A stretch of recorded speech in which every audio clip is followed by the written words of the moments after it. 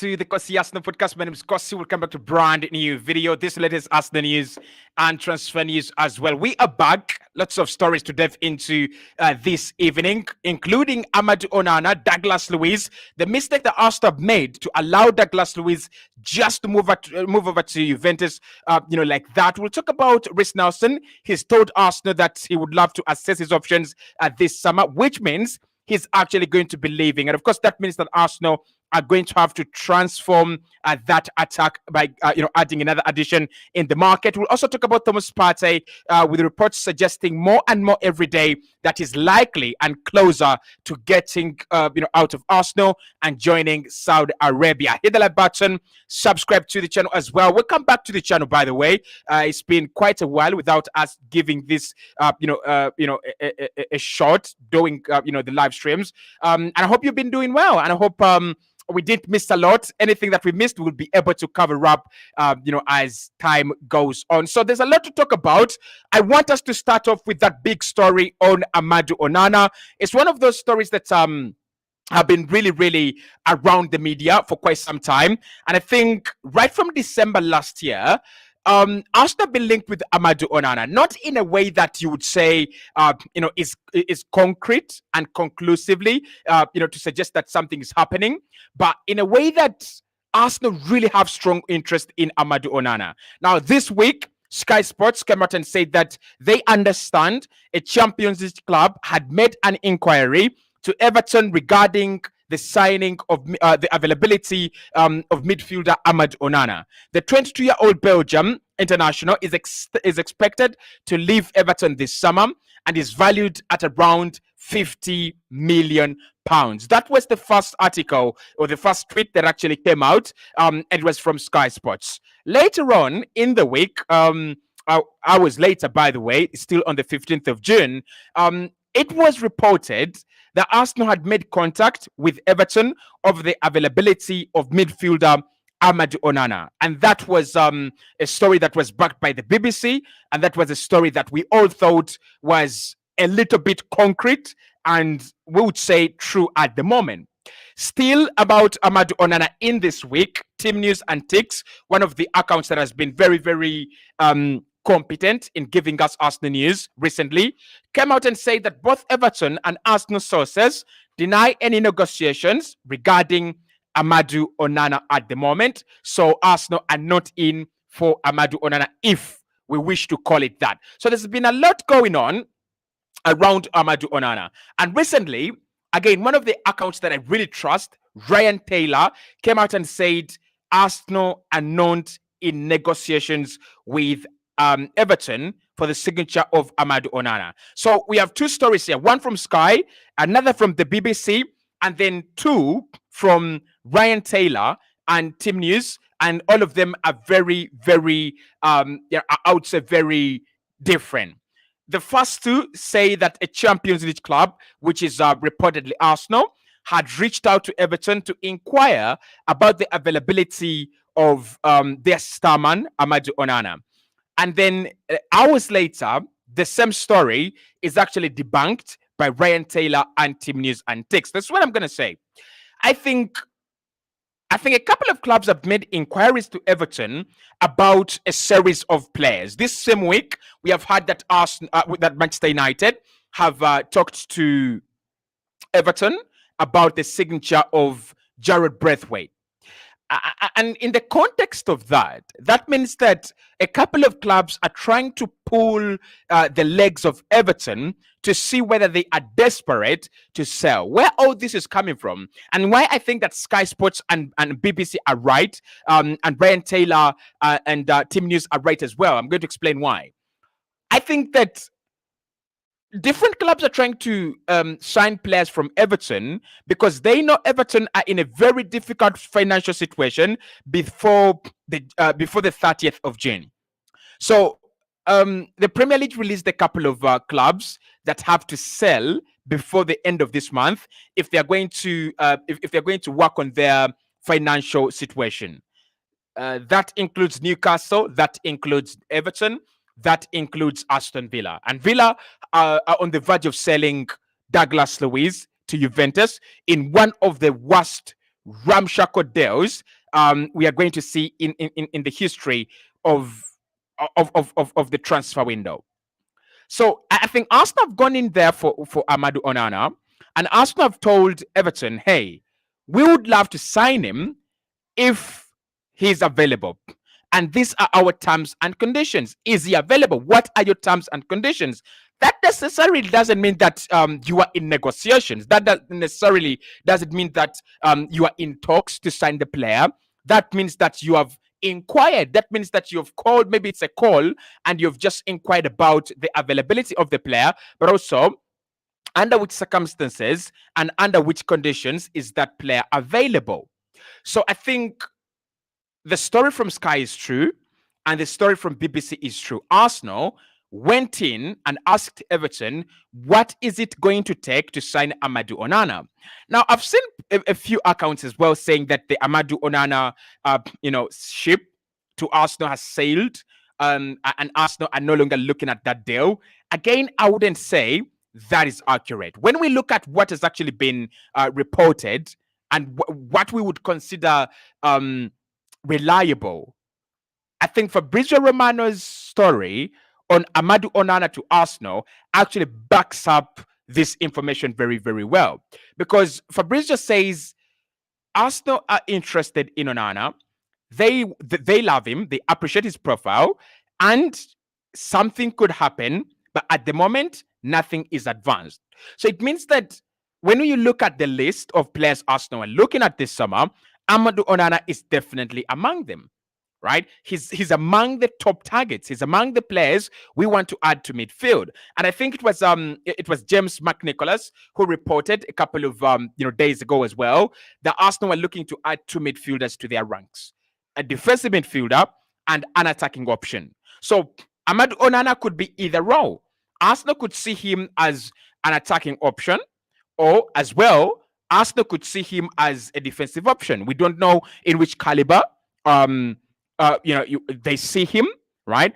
Maybe Mikel looks at him as a long-term successor for Thomas Partey. Maybe Mikel looks at him as a long-term successor for Granit Xhaka. Again, it will depend on what Arsenal want to do with Declan Rice in the future.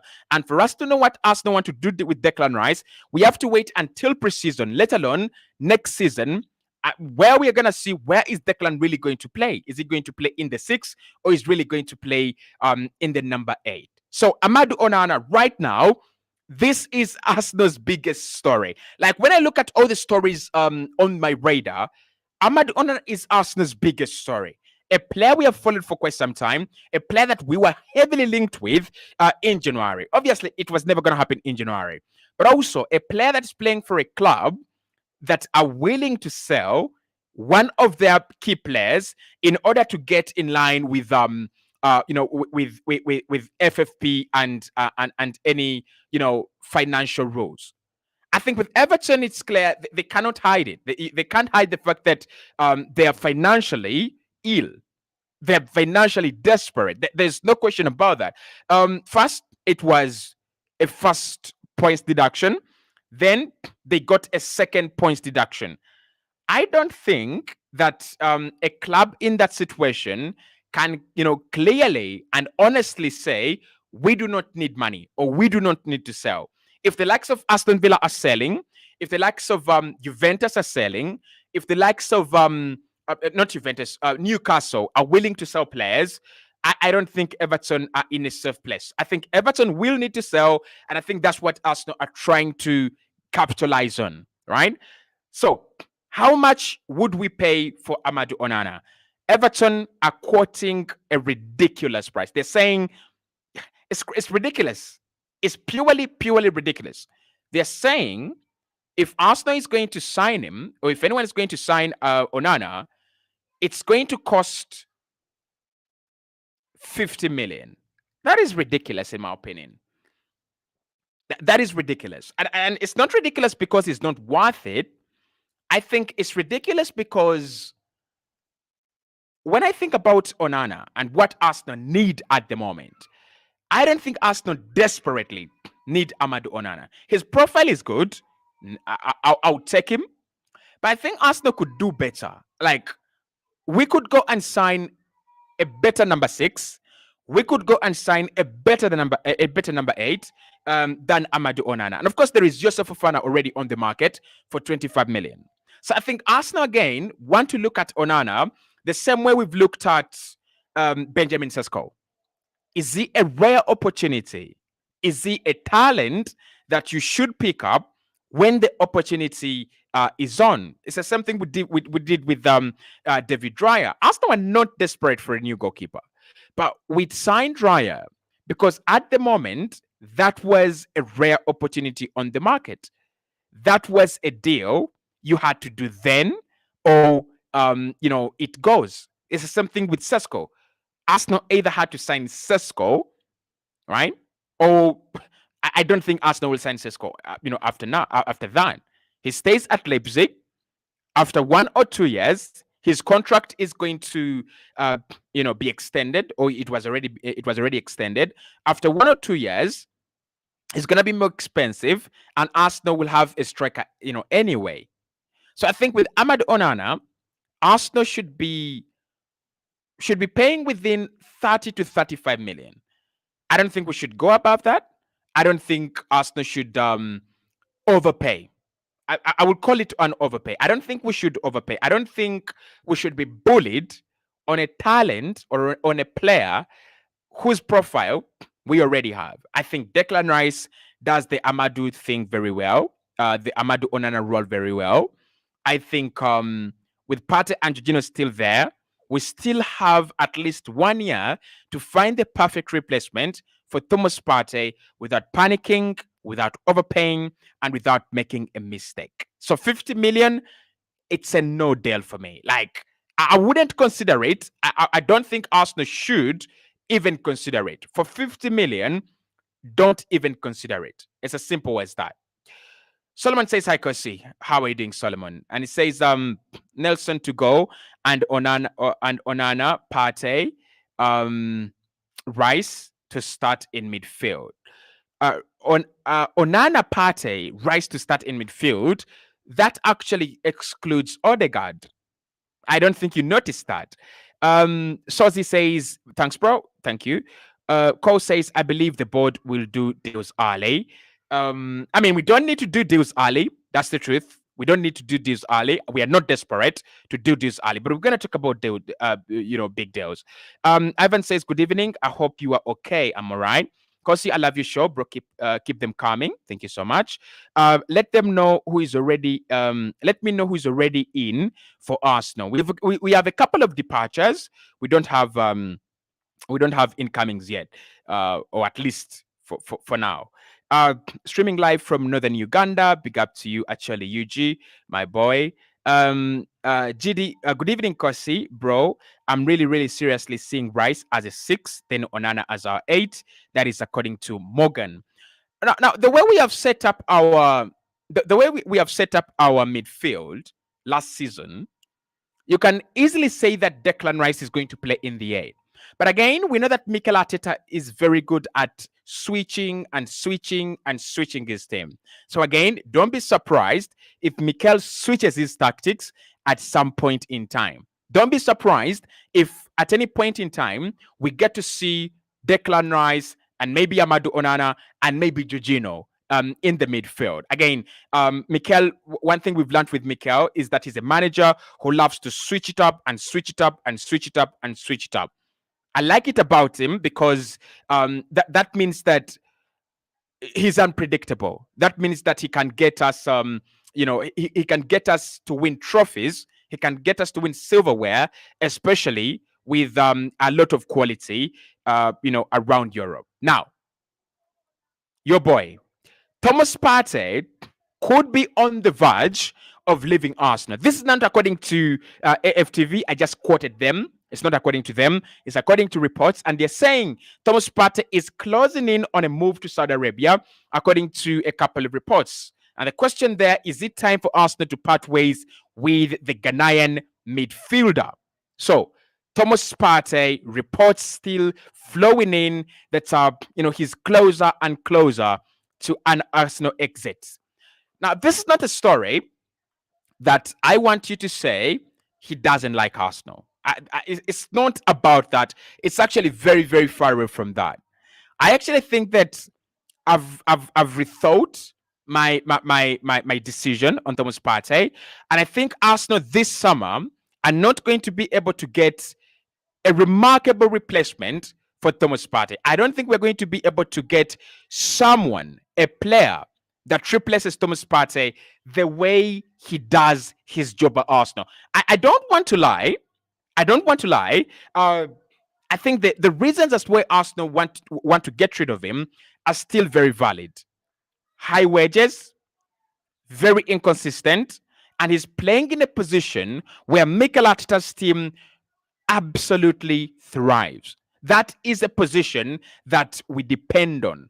Odegaard, Partey, and Declan Rice must be fit every single game if Arsenal are going to win games, if Arsenal are going to pick up results, if Arsenal are going to pick up trophies.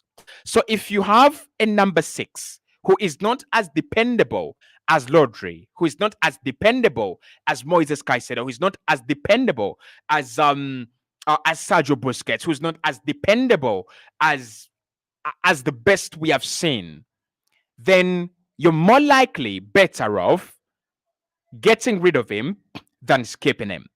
However, I think one more season for Partey without renewing his contract is the best decision Arsenal should take.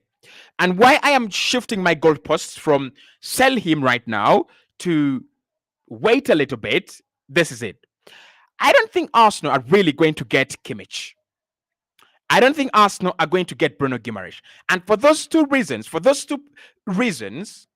because Arsenal cannot get Guimaraes this summer, because Arsenal cannot get Kimmich, Partey should stay. Partey should absolutely 100% stay. I've changed my mind. I've reconciled, and I've come to agree, and I've come to accept that he's a rare talent, a rare opportunity. And Arsenal dying to sign him in 2020, I think 2020, 2021, that meant a real deal to Mikel Arteta, because we could have gone for anyone. By that time, Serge Milinkovic-Savic was on the market. By that time, Douglas Luiz probably was more available than he is right now. We had a couple of options on the market. I think Locatelli as well. But Arsenal were dying to sign Thomas Partey. Mikel said, he is the one I want. And over the years, what we have seen from Partey is good performances when he has been fit. The problem has been with inconsistency. Now, can you get him to be consistent? Obviously not. Otherwise, we could have done that, a long time ago. We can't get him to be consistent. We can't get him to stay fit. The one thing we can do is hope. We hope that he stays fit. We hope that he doesn't pick up an injury. We hope and hope and hope. But this season, I think it would be better to keep, since we cannot get Guimaraes, since we cannot get Joshua Kimmich.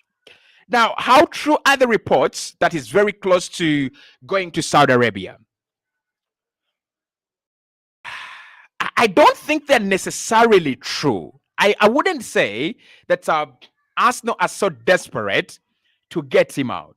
I don't think Arsenal are close to selling Thomas Partey to Saudi Arabia. But what I know is that Arsenal are asking for 20 to 25 million from Thomas Partey's sale.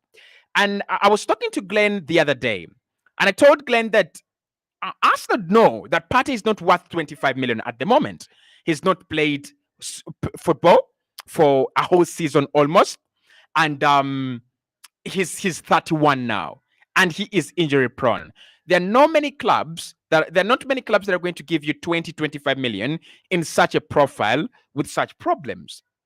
But the 25 million should indicate an element of hesitancy in Arsenal's willingness to sell Thomas Partey.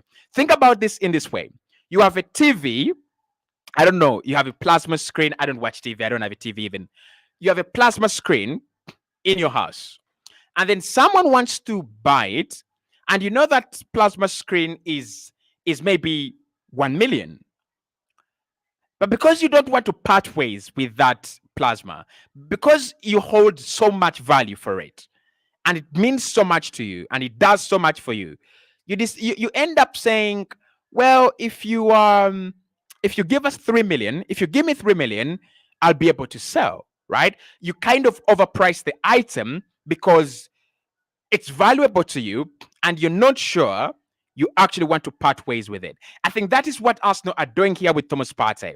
We are literally playing hide and seek. We are playing hard to get. We know that clubs are not going to pay 25 million for Thomas Partey. Honestly, if a club is in Europe, Juve, Besiktas, Galatasaray, who else? Why would you pay 25 million for an injury-prone player who you can get on a free next year? Why? That is the same economics Arsenal used on Yuri Telemans. You don't do it. It's such a bad deal.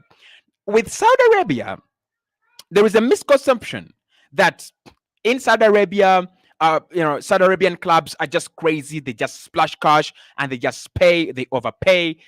They overpay in terms of wages, but in terms of prices, my friends, Saudi Arabian clubs are not to be pushed around just like that.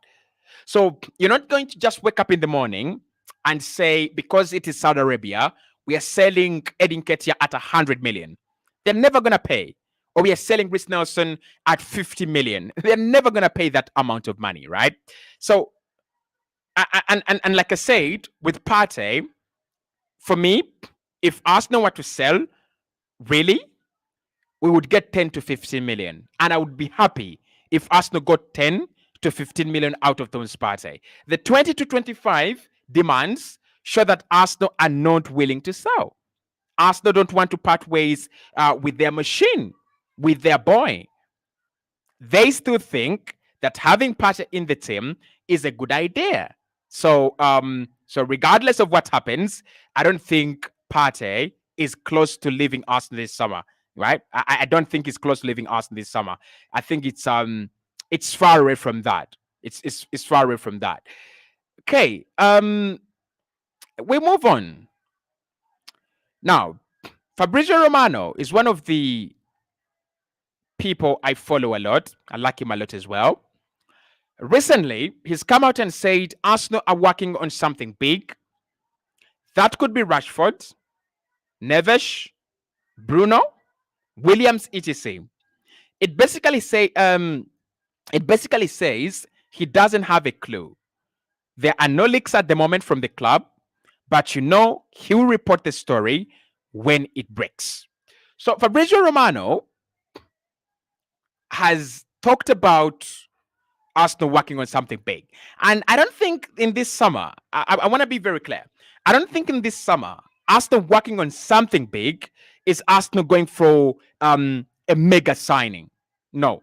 I think something big would be a player Mikel has requested for quite some time, a player we have followed and scouted for quite some time, and then eventually landing them. So anyway, he says they're working on something big. Could be Rashford, could be Neves, could be Bruno, it could be Williams, it could be anyone, right? I am now convinced that Arsenal are going to do a deal for a winger, a midfielder, and a defender, and we might miss out on a striker. And it's ridiculous. It's ridiculous, and I don't like it, but there is nothing to do. I think Arsenal have assessed this window, and they have assessed the market, and they think whoever is available is too expensive for them, and whoever is in their price range is not good enough. Solanke, Amando Broja, Sahu Girassi. Like, I don't even want Arsenal to be linked with Sahu Girassi anymore. I've seen the links. I don't want Arsenal to be linked with Sahu Girassi. Just don't sign him. It's okay. We understand the market is harsh. It's a very, very difficult market. Don't dare sign Sahu Girassi. So the important part here from Fabrizio is that Arsenal are working on deals, and there are no leaks at the moment. But when it breaks, it will be reported. So I'm still very, very strong. I'm still very, very keen on what's going to happen. And I know Something is gonna break very soon, very very soon, right? We should focus on Olise. It says Derek. I think there's a lot of competition on Michael Olise right now. Chelsea are flexing. Man United are there. Bayern are there as well. It's a complicated deal. Very, very complicated. No deal for Onana if you are to win the league, says Vincent. Okay, interesting. Judge says, hi, Cossy. Onana isn't a necessary player for now for Arsenal. Okay, that is quite interesting. Now, Reiss Nelson has told Arsenal that he will be leaving the club this summer and he wants to assess his options. This is according to David Onstein, who has said that Reiss Nelson informs Arsenal that he wants to leave Arsenal. He wants to assess his options for potential transfer for this potential transfer summer. Arsenal rejected a couple of approaches in January. Plus, also, Arsenal would want 20 million, including add-ons, if they decide to sell. Crystal Palace are there. Nottingham Forest are there. West Ham are interested as well. So, where is he gonna go? And also Fulham. Are interested. Now, this story shocked me a little bit. It shook me. And the reason that's why it shook me is it Reiss Nelson to inform Arsenal that he wants to leave, or it's Arsenal to inform Reiss Nelson that he should consider his options? I think it should be the other way around. I think Reiss Nelson has overstayed at Arsenal. I don't want to lie. I think Reiss Nelson has really overstayed at Arsenal. And it's time for him to move on. I could be harsh. I could be wrong. I have a friend. He's called Vincent. And this is what Vincent commented on Twitter. By the way, guys, please give me a follow on Twitter. The Cossy Arsenal podcast, please. This is how my tweets look like. The way you see your screen looking right now. Just give you a show. Right. So that is how my tweets look like when you go and search for the Cossy Arsenal podcast and you see these tweets. That is my account. Please give me a follow. So Vincent says this man is so talented, but he's not got enough playing time. If Arsenal is to sell, they should include both add-ons and buyback clauses in case need arises. So I think he's one of the few people that I've seen in the Arsenal camp that believe in Reiss Nelson that much. I'm not going to lie. I don't believe in Reiss Nelson that much. I don't think he's a quality player. But there are few Arsenal people and there are a few Arsenal fans, like my friend Vincent, who think Nelson is quality, right? I just don't see the quality. I don't see it. I don't see it. I just don't see it. I don't see the quality in this guy. I really, really, really don't. And for me, 20 million should be enough. 25 million should be enough. I think Arsenal priced him very rightly. Just signed a new deal last summer. He hasn't really had a lot of football for us to sell him, but he's homegrown and he is young. So we could sell. Lastly, Arsenal are going to make a big mistake. And I want us to talk about it. This is the mistake. Arsenal have allowed Douglas Luiz to move over to Juventus for 20 million euros. Actually, for 18 million euros plus two players.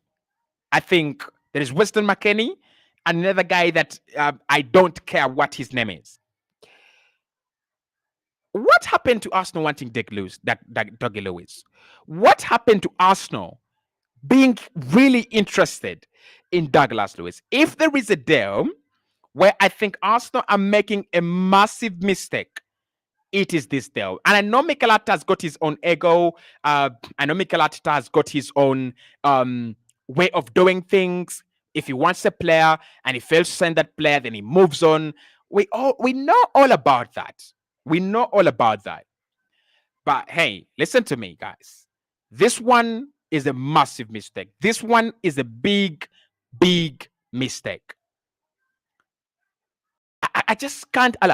This is the story. Weston McKennie will go to Aston Villa. Samuel Ealing Jr. will go to Aston Villa as well. 20 million euros will go to Aston Villa, and then Douglas Luiz will go to Juventus. We're talking about a 26-year-old Premier League proven player, one of the best in his position in the Premier League, and a player was taken Aston Villa to the Champions League. What else are we asking for? And we are letting him go to Juve like that? I'm not okay with that. I cannot lie. I'm not okay with that. I think this is a mistake. I think Douglas Luiz is a player Arsenal should consider. We should have considered him. If we wanted him in 2022 and we were close to signing him, we should have reconsidered and we should have considered signing him again. So that is a bit of the transfer roundup. Lots of things going on around Arsenal. We'll do a live stream with Glenn if he's around. If he's not around, I'll be live at 9. So make sure to catch me at exactly 9 p.m. For now, have a good evening.